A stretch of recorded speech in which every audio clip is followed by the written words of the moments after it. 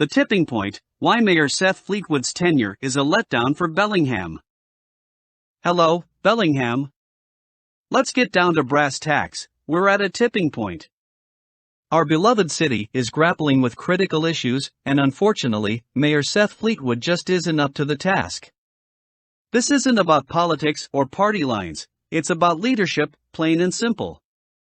A city's mayor should be its chief problem solver, its primary visionary, and its most effective communicator.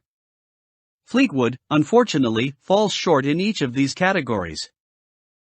Greenwashing our city, a lack of real environmental solutions. Mayor Fleetwood talks a good game about making Bellingham a more sustainable city. He loves to throw around phrases like eco-friendly initiatives and green policies, but where's the meat on the bone? We don't need another glossy brochure or an Instagrammable slogan. We need measurable outcomes. The climate crisis is real, and every moment we're not taking concrete action, we're missing an opportunity to make a lasting impact. Where are the expansive bike lanes, the drastic improvements in public transport, the aggressive strategies to curb pollution? Talking green is one thing, being green is another. Fleetwood seems more interested in the former than the latter, and that's a disservice to us all. Economic recovery, empty promises, zero delivery. Post-pandemic economic recovery is a hot-button issue that's on everyone's mind. However, Fleetwood's policies, or the lack thereof, are a masterclass in economic inefficiency. Small businesses are struggling to stay afloat, and yet the city's relief measures are convoluted and hard to access. What's even worse is that there's no significant effort to attract new businesses and industries to our community. An effective mayor should not only have the foresight to identify new economic opportunities but also the skills to bring them to fruition. Fleetwood appears to be lacking in both departments, and Bellingham's stagnating economy is a testament to this fact. Civic engagement, a one-sided conversation.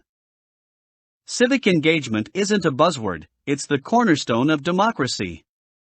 Yet under Fleetwood's tenure, town halls and public forums have turned into scripted events, lacking the authenticity that's essential for effective governance. Where's the dialogue? Where's the accountability? Good leadership requires an open line of communication between the governing and the governed. Fleetwood's approach to public engagement feels like a monologue rather than a dialogue, and this disconnect is eroding the very essence of our community spirit. Ignoring the marginalized, a failure in social equity. The growing disparities in housing, education, and healthcare are concerns that can't be brushed under the carpet. Fleetwood's initiatives in these areas have been woefully inadequate, to say the least. His efforts to address social equity have been superficial, offering temporary fixes instead of long-term solutions. If Bellingham is to be a city that stands for inclusivity and fairness, we need a leader who will fight for everyone, not just those who fit into a convenient narrative. Social equity is more than a campaign promise, it's a commitment that requires actionable policies, and that's something Fleetwood seems incapable of delivering. Time for a change? Absolutely. The sum of these shortcomings paints a grim picture of Mayor Seth Fleetwood's leadership. We're a city teetering on the edge, and we need strong, decisive leadership to pull us back from the brink.